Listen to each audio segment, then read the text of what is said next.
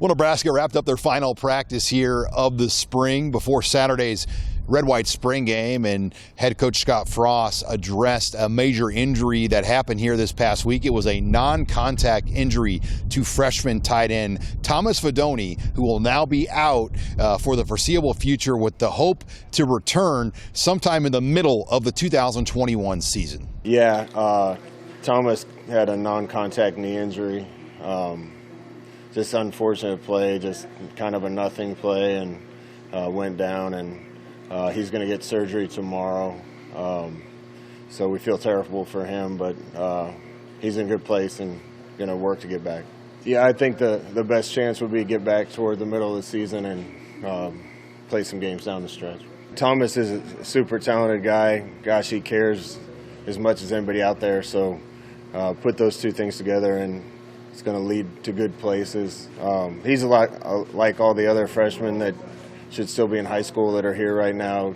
We threw a lot at him real quick, and I think he was kind of swimming for a while, trying to figure everything out. And his last two practices were really good practices. So, again, was disappointed for him, but he'll come back stronger. As for Saturday's red-white spring game, Frost also announced the format on how the game will be played.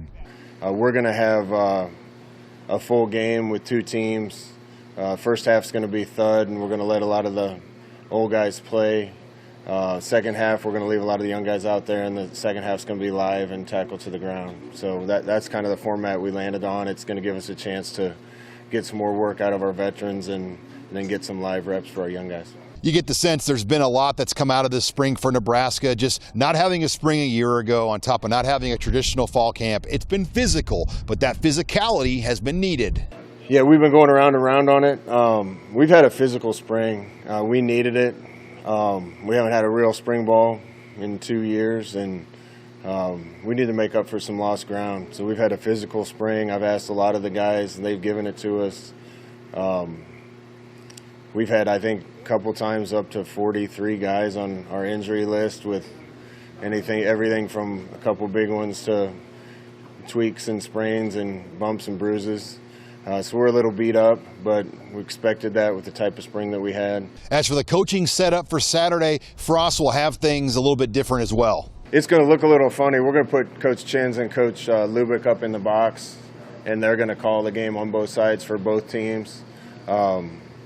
And then just to help the coaches out, we're going to put both offenses on one sideline and both defenses on the other sideline. So we'll have a red team and a white team on the east and a red team and a white team on west, and let the same two guys call the whole game. And back to that loss of Fidone, even though he's not going to be a part of things for a while, that position has been in great shape here this spring, led by Austin Allen. I know Lubick's been saying how he wants our tight ends to be a prominent role in this offense, and I mean, we got some good recruits here now. Let's show them what we can do as a tight end group. And I think just talking with Adrian on the side, he loves us. He loves our size. He loves our length.